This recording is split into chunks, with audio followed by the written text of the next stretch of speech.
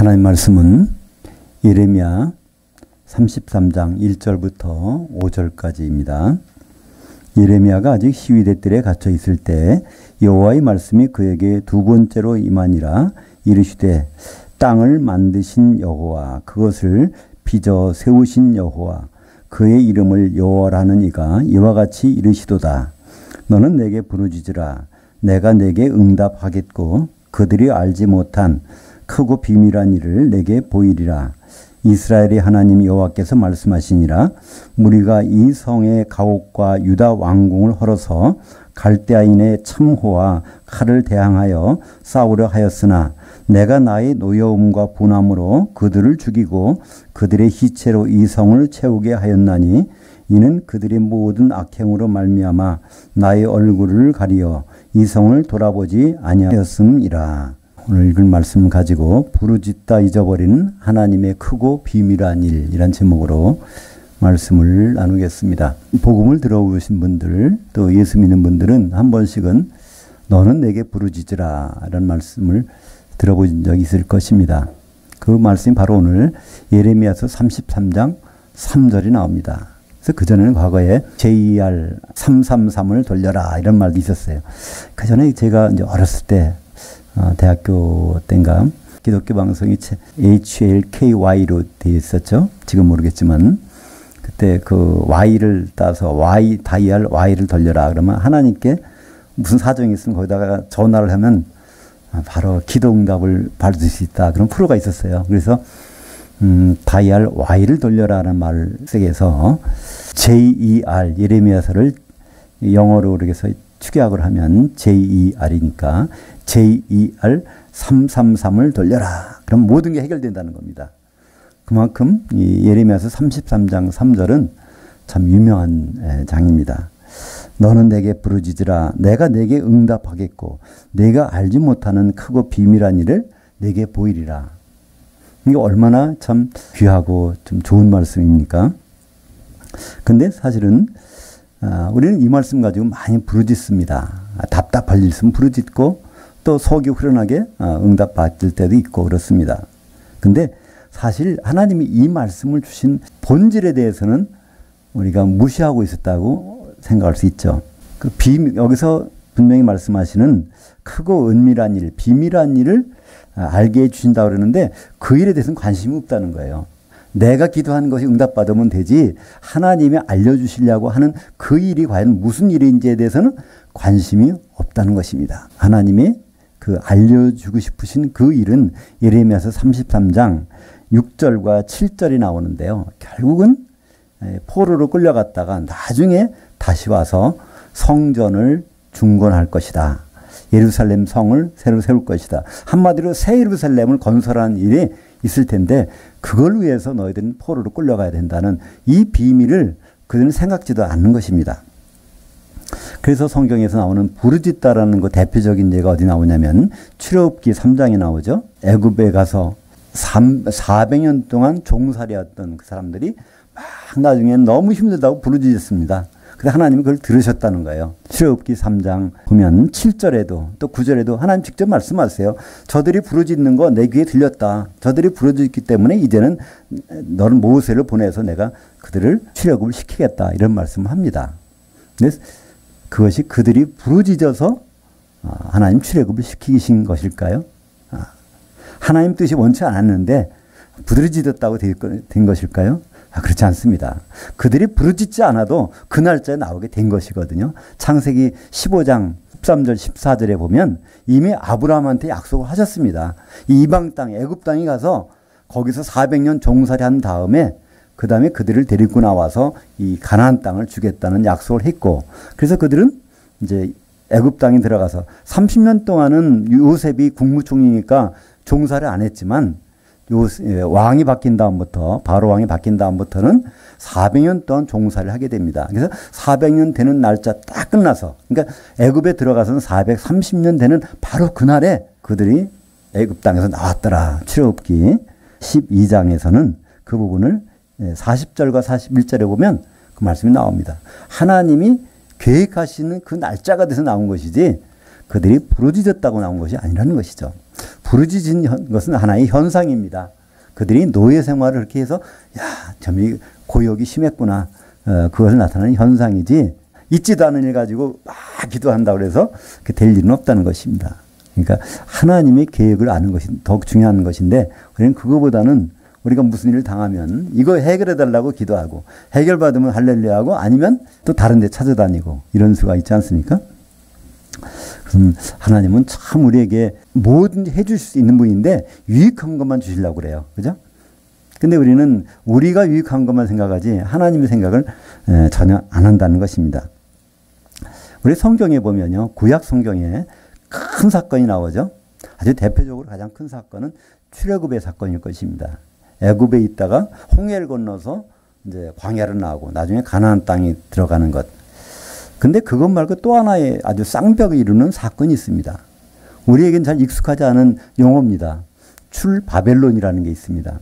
출애굽은 애굽 이집트에 들어갔다가 나오는 것이고 출바벨론은 바벨론의 포로로 끌려갔다가 나오는 것입니다.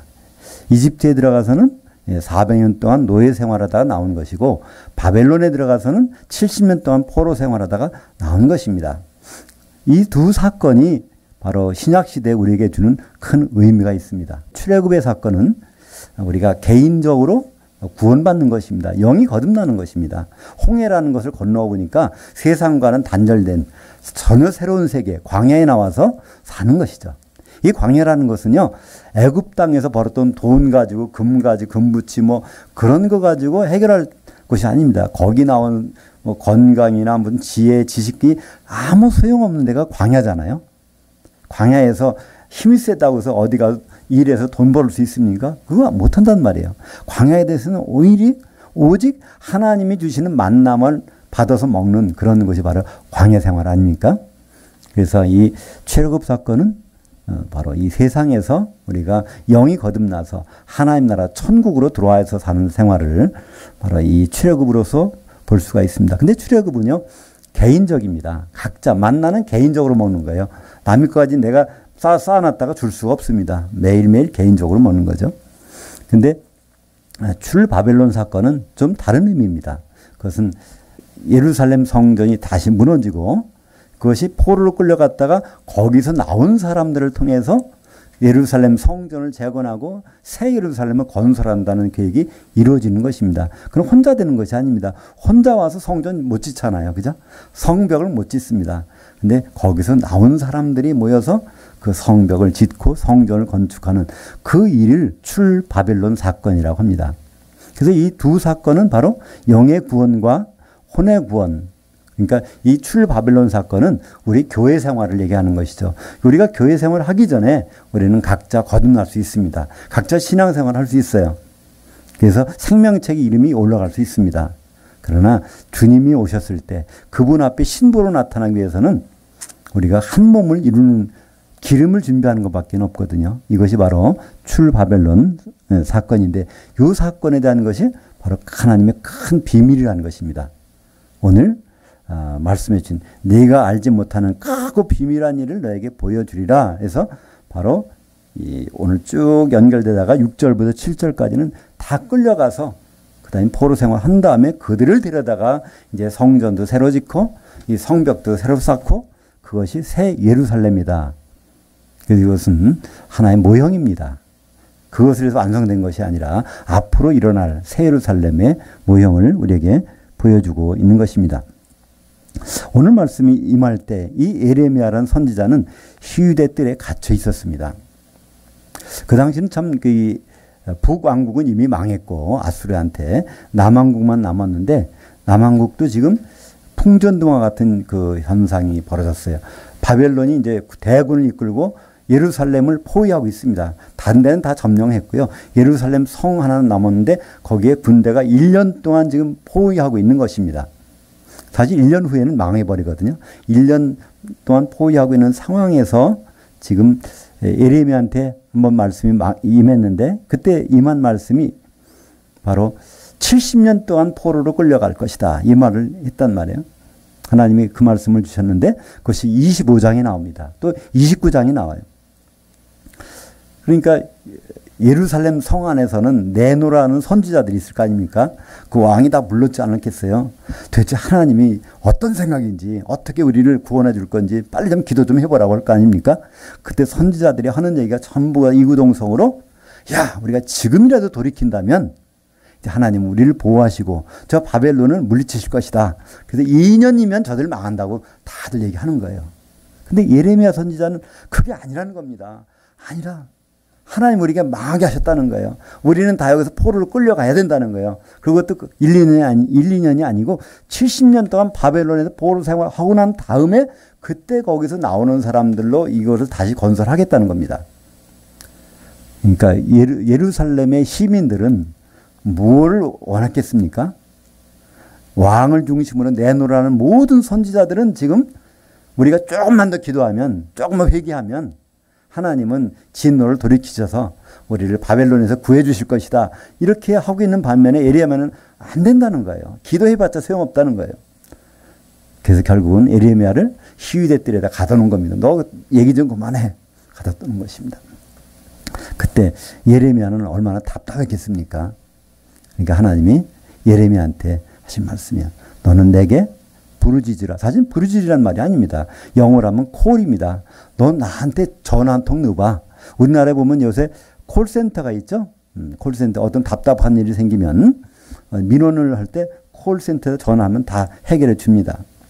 요 단어입니다. 바로 여기서 이걸 우리말로 부르짖으라 하니까 사실 부르짖으라는 말은 히브리 말로 있거든요. 짜크라 그래서 짜크란 말이 아니라 나한테 가라 한번 불러봐라 이런 얘기죠.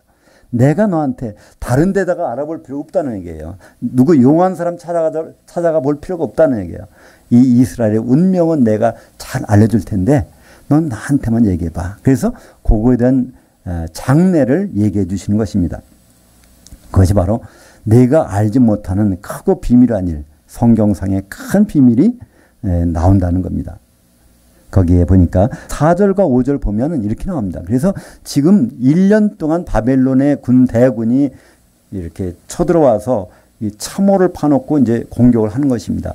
옛날에 이제 군대가 싸울 때는요, 마지막 그 성을 점령하기 전에 그 성 바로 바깥에다가 토성을 쌓는다고 합니다. 토성을 쭉 쌓아놓고 거기서 그냥 모든 보급이 끊기게 해서 굶어 죽이는 거죠. 그러면 할 수 없이 기어 나오니까. 그리고 공격도 하고. 그러니까 1년이 되니까 여기 보니까 어떻게 나오죠? 4절에 보니까 이스라엘 하나님 여호와께서 말씀하시느냐 무리가 이 성의 가옥과 유다 왕궁을 헐어서 갈대아의 참호와 칼을 대항하여. 그러니까 이 성 안에 있는 무리 이스라엘 백성들이 이제 성벽이 무너지려고 그러니까 자기 집이라도 부셔가지고 더 거기를 수리해 놓고 또 왕궁에 있는 것도 이제 여러 장비들 갖다가 거기다 받쳐놓고 어떻게든지 바벨론에 저항해서 조금은 이렇게 견뎌보려고 조금만 버티면 하나님이 도와주실 테니까 2년이면 끝난다고 그랬으니까 다른 선지자들이 말씀할 때 그렇게 해보고 있는데 그거 소용없다는 것입니다. 5절에 보니까 싸우려 하였으나 내가 나의 노여움과 분함으로 그들을 죽이고 이 그들은요 적군을 죽이는 것이 아니라 이스라엘 백성들을 죽인다는 거예요. 거기서 싸우면 포로로 끌려가지 않을 사람 다 죽인다는 겁니다. 그들의 시체로 이 성을 채우게 하였나니 바로 이스라엘 백성들 포로로 끌려가기 싫어하는 사람들로 시체로 예루살렘 성을 채우게 하였나니 이는 그들이 모든 악행으로 말미암아 나의 얼굴을 가려 이 성을 돌아보지 아니하게 하였음이로다. 그들이 우상 숭배와 모든 것을 하는 그것들 때문에 여기서 조금 지금 바벨론 군사를 물러내서 또 몇 년 지나봐야 마찬가지라는 거예요. 왜 그럴까요? 거기에 여전히 똑같은 선지자들, 똑같은 왕들, 그들이 대대로 거기에서 나쁜 짓을 하니까 백성들은 그걸 따라서 할 거라는 것입니다. 아예 그냥 여기를 싹 치운 다음에 다시, 요즘에 우리나라에서 많이 하는 게 뭐죠? 재건축? 예, 재건축하는 수밖에 없다는 거예요. 이거 아무리 집을 비가 샌다고 수리해봐야 또 다른 데 문제가 생기고 또 문제가 생기고 예루살렘 이 성과 성전이 다 그런 거라는 겁니다. 우상 숭배로 음행으로 이게 더럽혀져서 그거 고칠래야 소용없으니까 아예 이걸 싹 쓸어서 한마디로 왕들 없애고 선지자 없애고 제사장 없앤 다음에 포로로 끌려간 다음 70년 지나면 그러면 하나님이 그 사람들을 통해서 새로운 성전과 새로운 예루살렘 성을 건설하겠다는 것입니다. 그것이 바로 오늘 우리가 읽지 않았지만 예레미야서 33장 6절과 7절에 나옵니다. 그러나 보라, 내가 이 성을 치료하여 고쳐놨게 하고 평안과 진실의 풍성함을 그들에게 나타낼 것이며 내가 유다의 포로와 이스라엘의 포로를 돌아오게 하여 그들을 처음같이 세울 것이며, 그러니까 바벨론에 포로를 끌고 갔다가 70년이 지나면 이제 왕도 다 죽을 것이고 거기는 모든 지도자도 죽을 것이고 그들의 모든 우상숭배 음행도 없어질, 그때 그들을 데려다가 이제 새 예루살렘을 건설하시겠다는 것입니다. 근데 오늘 이제 이 말씀하시면서 이 모든 계획은요, 이스라엘 백성들한테 얘들 내가 이런 계획이 있으니까 나를 좀 도와달라 그런 얘기가 아닙니다. 직접 하나님이 하시겠다는 거예요. 여호와 하나님 그렇게 하시겠다. 그래서 그 하나님은 자기를 먼저 소개합니다. 그것이 바로 오늘 말씀 2절에 나옵니다. 2절을 보면 우리말에서는 이렇게 번역되어 있어요. 이 일을 행하시는 여호와, 그것을 만들어 성취하시는 여호와께서 말씀하시니라. 그러니까 이 일을 행하시는 여호와, 그걸 만들어 성취하시는 여호와. 그러니까 그분한테만 이렇게 기도하면 그분이 다 알아서 해결해 주는 것처럼 번역이 되어 있어요. 근데 성경 원전을 보면요, 그렇지 않습니다. 원전이 이렇게 되어 있습니다. 그 여자를 만드신 여호와라는 거예요. 그 여자를 만드신 여자. 근데 그 여자를 어떻게 만드셨냐면 그것을 물속에서 건져내서 세워가지고 이렇게 세우는, 손으로 만져가지고 그것을 딱 세워놓은 그러한 여호와라는 겁니다. 근데 그 여자가 누굴까요? 예, 여기서 그 여자는 이제 그 땅입니다. 땅. 여호와라는 이름이 처음으로 등장하는 것은 창세기 2장 4절입니다. 그전에는 그냥 엘로힘 하나님이 나와요. 엘로힘 하나님께서 천지를 창조하시고 그다음에 첫째 날, 둘째 날, 셋째 날, 넷째 날 이 모든 거 하십니다. 그래서 그걸 다 마친 다음에 마지막에 거기서 땅과 하늘들을 지으신 나 여호와이라 이렇게 말씀합니다. 그때 여호와란 말이 처음으로 창세기 2장 4절 나오는데 그때 땅을 만드셨다는 거예요. 근데 땅을 만드셨다고요? 이것을 베드로후서 3장 4절과 5절에서는 이렇게 얘기합니다. 많은 사람들이 이 천지 창조한 다음부터 이것이 그대로 있었다고 생각하는데 그렇지 않다는 겁니다. 바로 천지 창조한, 그러니까 하늘들과 땅이 창조된 다음에 하늘들은 옛적대로 그대로 있었지만 땅은 그렇지 않다는 거예요. 우리 창세기 보면 그게 나오죠. 창세기 1장 2절에 땅이 혼돈하고 공허하고, 하늘들이 어떻다는 얘기 없습니다. 그죠? 창세기 1장 1절에는 하나님이 천지, 하늘과 땅을 창조하셨어요. 근데 그 창조가 어떤 창조냐면요, 이사야서 45장 18절에 보면 땅이 혼돈하지 않았다는 겁니다. 근데 창세기 1장 2절에 보면 땅이 혼돈하고 공허하게 돼버렸다는 거예요. 그래서 땅이 돼버린 것을 하나님은 이것을 재창조하시는 것이 아니라 이걸 만들어 가십니다. 그 만들어 가시는 과정을 첫째, 둘째, 셋째, 넷째, 다섯째, 여섯째 날. 그래서 우리는 보통 창조의 첫째 날 빛을 창조하셨다. 둘째 날 궁창, 셋째 날 땅이 드러나게 했다. 넷째 날 해달별, 다섯째 날 공중의 새와 바다의 물고기, 여섯째 날 인간 창조하셨다. 이렇게 얘기하는 이건 맞지 않는 말입니다. 창조가 아니라니까요. 그것은 혼돈한 땅을 회복하시는 것입니다. 그래서 마지막에 그걸 회복하신 다음에 비로소 내가 이거 봐라. 내가 이걸 다 되게 했잖아. 난 그래서 여호와다. 그 여호와란 뜻은요, 되게 하는 분이란 뜻입니다. 여호와. 출애굽기 14장에 3장 14절에 처음으로 등장하는데요. 우리말 번역에는 나는 스스로 있는 자 아니라 번역해 버렸어요.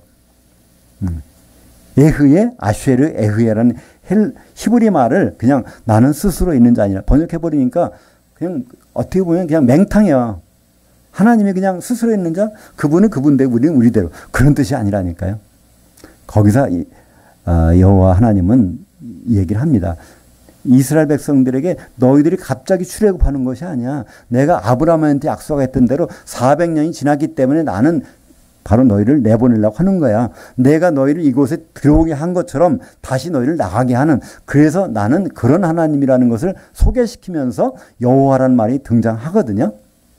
그래서 그 여호와는 맨 처음에 등장한 것이 창세기 2장 4절에 바로 혼돈했던 땅을 원상태로 복구하셔서 그 땅이 결국은 바로 이 교회라는 것으로 이제 우리에게 현실화되는 것이죠. 그 땅은 교회를 의미합니다. 그러니까 이 땅이라는 것은 창세기에 보면 셋째 날에 죽음 가운데서 나옵니다. 그죠? 창세기 1장 2절에 보면 땅이 혼돈하고 공허하고 흑암이 깊음 위에 있고 하나님의 영이 수면에 운행하시더라. 그러니까 이 땅덩어리가 완전히 물에 잠긴 거예요. 그리고 흑암이 깜깜한 겁니다. 그러면 그것이 완전히 얼음덩어리 속에 땅 속에 들어간 겁니다. 그때 빛으로 얼음을 녹여내셔서 그 다음에 셋째 날 되니까 바로 땅이 이제 물이 나오게 됩니다. 이 땅을 바로 셋째 날 죽은 가운데 나오신 누구죠? 예수 그리스도를 예표하는 것이고요. 그분의 몸이 나왔으니까 그게 교회입니다. 그 몸이 나오는데 거기서 뭐가 나오죠? 식물이 나옵니다. 꽃이 핍니다. 누구나 성도들이 부활을 거기서 의미하는 것이죠. 그죠? 주님의 부활과 성도들의 부활, 교회를 의미하는 그 땅. 오늘 예레미야서 33장 2절에 여호와 하나님은 자기를 소개하십니다. 나 그 여자를 만들었던 여호와라는 거예요. 그 여자, 그 땅을 내가 만들었던 여호와. 그걸 그냥 만들 때 그걸 다 빚어가지고 세워놨던 여호와. 여호와가 지금 큰 비밀한 일을 알려준다는 것입니다. 그 땅은 하나의 예표였습니다.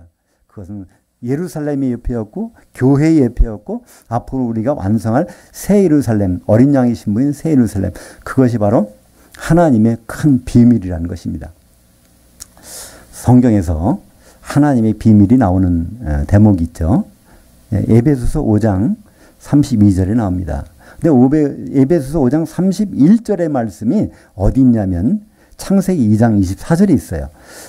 이러므로 남자가 부모를 떠나 그의 아내와 합해서 한 몸을 이룰지니라 하는 그 문장이 나오는데요. 이 문장은 참 독특합니다. 히브리어에서는요.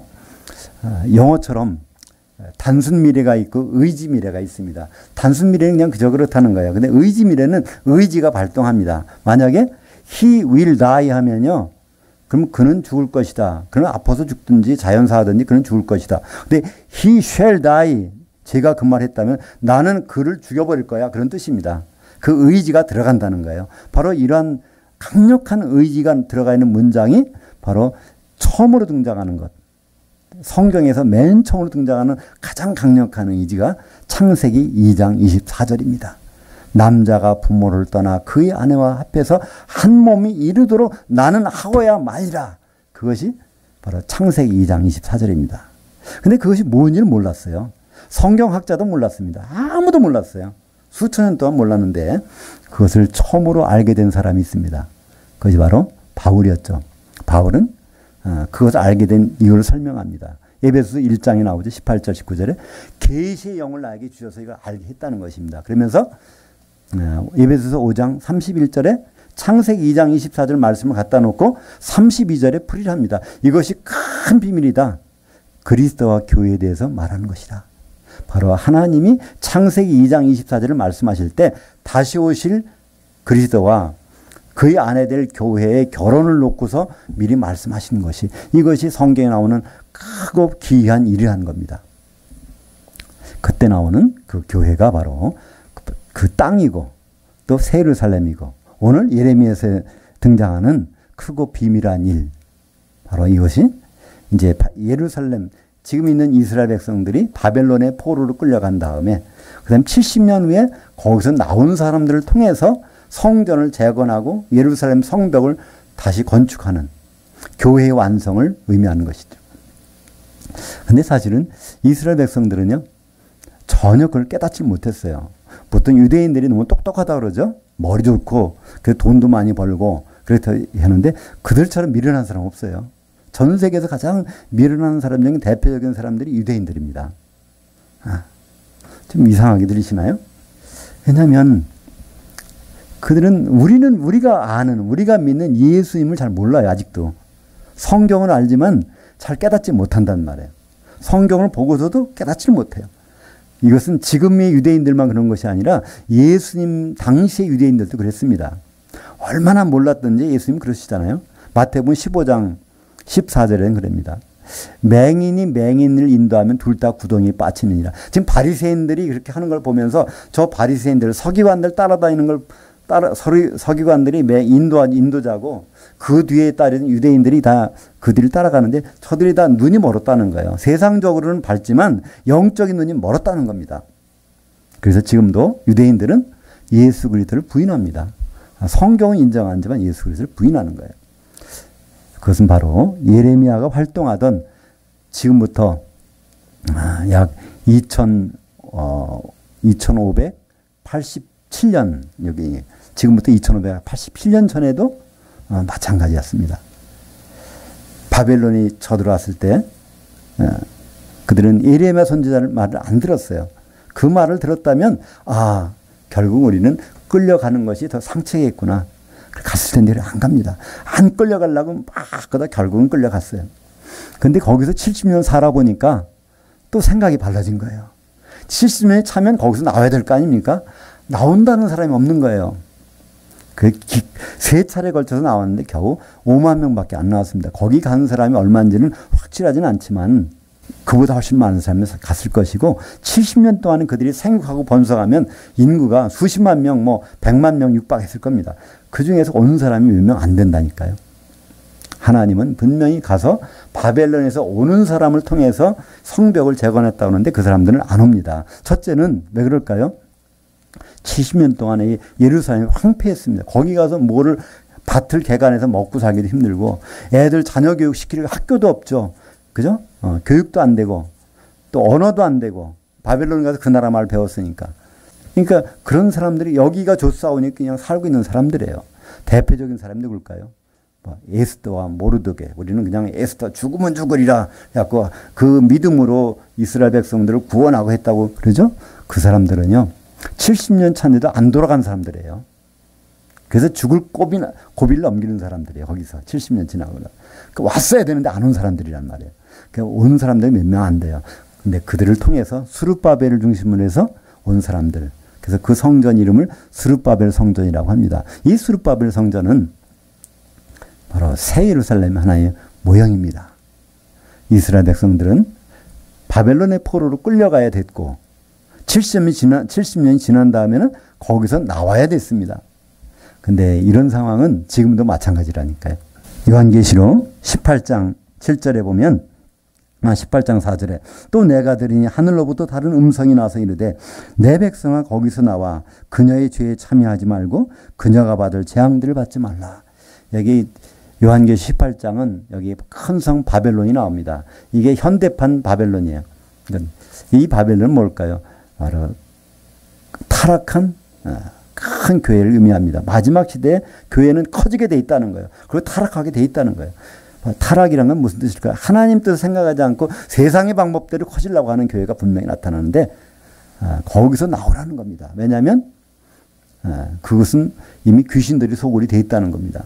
자기들은 안 그렇다고 그러지만 하나님 거기 귀신에 처소고 더러운 영들 각종 새들이 모이는 곳이 되었도다. 그들은 바로 금과 은과 보석으로 치장하고 그러니까 금과 은과 보석이라는 것은 새 예루살렘처럼 아주 겉으로 보기엔 겉모습은 진짜 교회 같다는 거예요. 그런데 바로 그들이 하는 말이 뭐라고 했죠? 우리는 과부가 아니라 우리는 여왕이다라는 겁니다. 과부가 아니라는 것은요 뭘까요? 예수님 신랑이 필요 없다는 거예요. 바로 예수님이 재림이 필요 없다는 것입니다. 지금 이 세상에는 모든 교회가요. 교회 중에 만약에 예수님 재림이 필요 없다고 하면요. 이거 바벨론이라고 볼 수밖에 없습니다. 그렇잖아요. 과부라고 하는 것은 바벨론이니까. 그리고 여왕이라는 거예요. 그건 뭘까요? 통치자 왕으로 오신 예수님이 필요 없다는 거예요. 우리가 다 모든 걸 결단해서 해결할 수 있다고 생각하는 겁니다. 메시아 그리스도를 기다리지 않는 교회. 그것은 큰 성 바벨론입니다. 그렇다면 거기서 제발 좀 나오라는 거예요. 그런데 나갈 사람 많지 않다는 겁니다.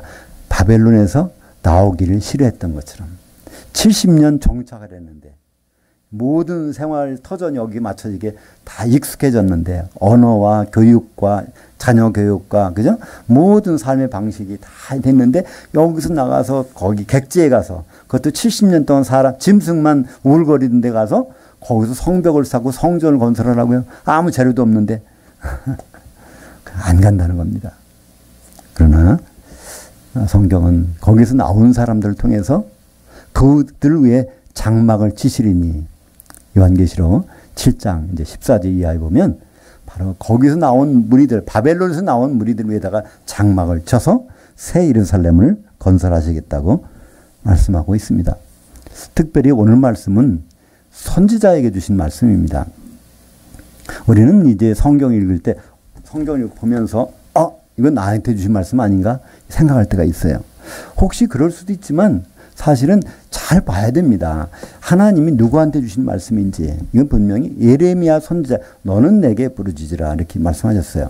이 선지자는 하나님의 속마음을 사진 찍어서 내는 사진사와 똑같은 뜻입니다. 그러니까 이 헬라어로 프로페테스라는 건데, 프로라는 건 밖으로 끄집어낸다는 것이고요. 페테스라는 건 사진사라는 뜻입니다. 사진사. 그러니까 하나님의 속마음을 촬영해서 바깥으로 끄집어내주는 사람. 제가 이제 그 고등학교 3학년 때 아주 그 폐결핵을 심하게 앓은 적이 있었는데, 전 몰랐죠.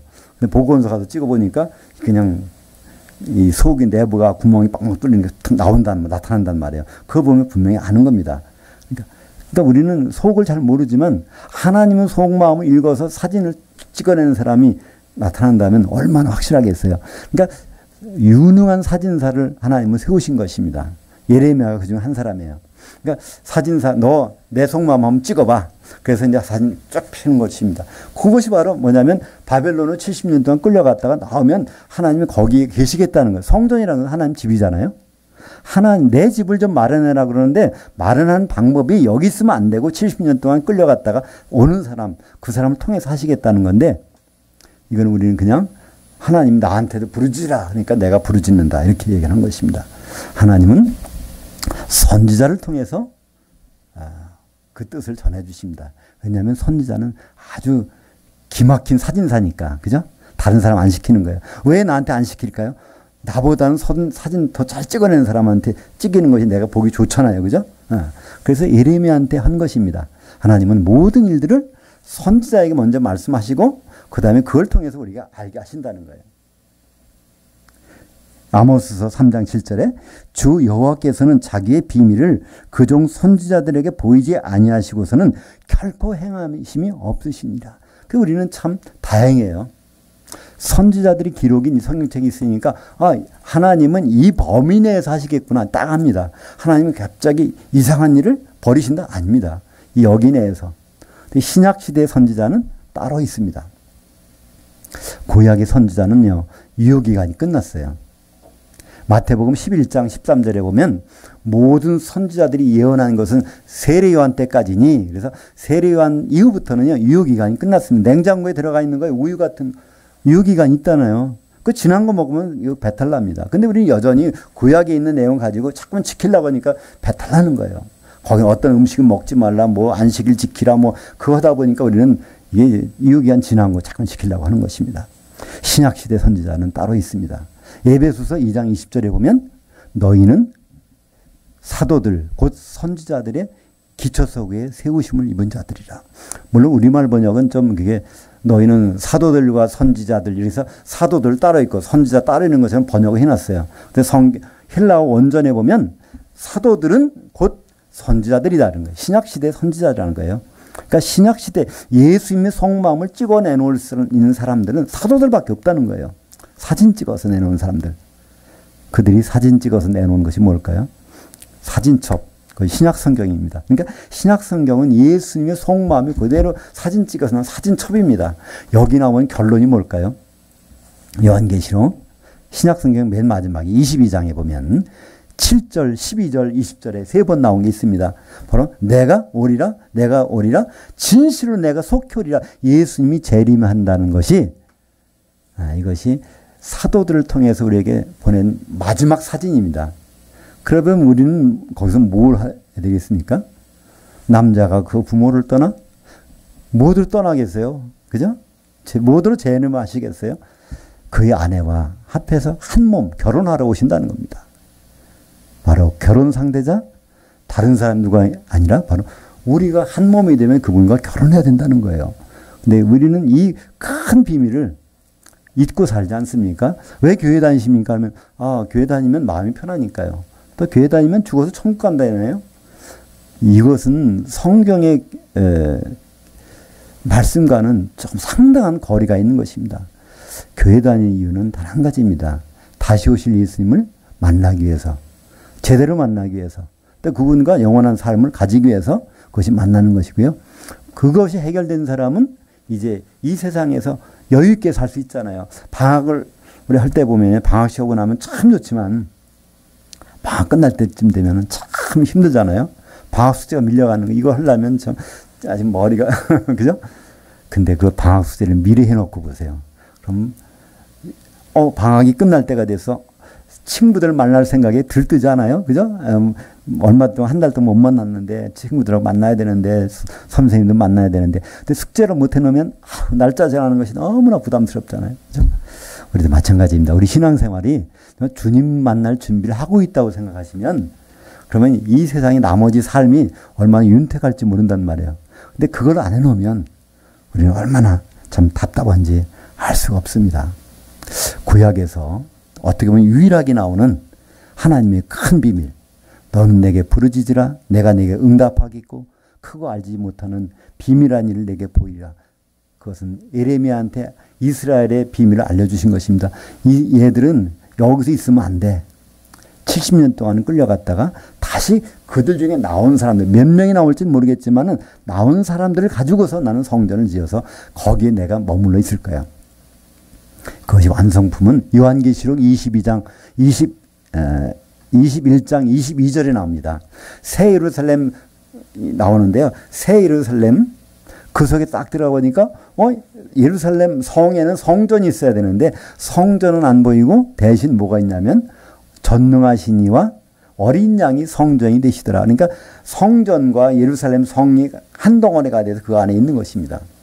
바로 우리 예루살렘 성을 이루는 성도들과 하나님과 또 우리 어린 양이신 예수님이 한 덩어리가 된 모습이 성경의 맨 마지막에 보면 거기 나와 있습니다. 그것이 바로 바벨론에서 나온 사람들을 통해서 건축될 완전한 새 예루살렘입니다.